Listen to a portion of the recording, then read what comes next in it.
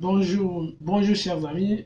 Dans cette vidéo, je vais vous parler de la rétractation de l'offre et un peu aussi de la caducité. Alors, concernant le premier élément, la rétractation de l'offre. S'agissant de la rétractation de l'offre, la première question qu'il faut se poser est celle de savoir si l'offrant peut retirer son offre avant que le bénéficiaire n'ait accepté cette offre. Donc, à la réponse à cette question, deux articles du Code civil français, bien évidemment, résultant de l'ordonnance du 10 février 2016, se sont intervenus. Alors, le premier article 1115 du Code civil qui dit que l'offre peut être librement rétractée tant qu'elle n'est pas parvenue à son destinataire. Et l'article 1116 du Code civil dispose que l'offre ne peut être rétractée avant l'expiration du délai fixé par son auteur ou à défaut avant l'expiration du délai raisonnable.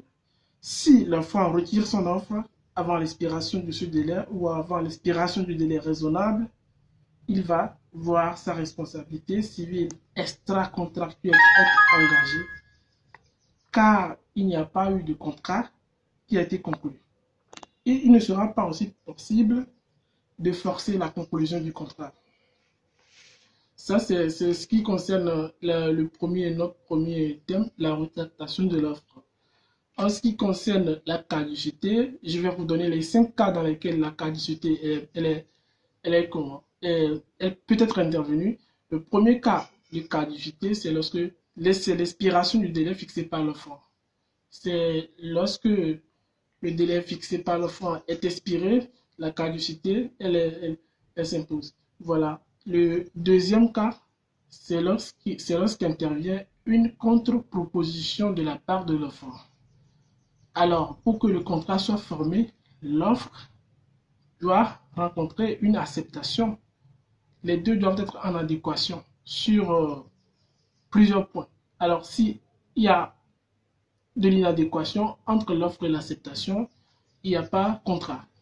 Et dans le cas d'espèce, lorsque l'offre ou alors l'acceptation ne correspond pas, l'acceptation est en inadéquation avec cette offre, elle n'est pas une acceptation, mais plutôt une contre-proposition. Le, le, le troisième cas de caducité, c'est le décès de l'offrant. Lorsque l'offrant décède, la caducité s'impose. Donc, du coup, l'offre n'est plus valable, elle est caduque. Et le cinquième cas de caducité, c'est le décès de l'acceptant, c'est-à-dire que le décès de, comment dit-on, le décès du destinataire de l'offre. Lorsque le destinataire de l'offre, l'acceptant décède, alors l'offre devient aussi caduque. Merci à vous.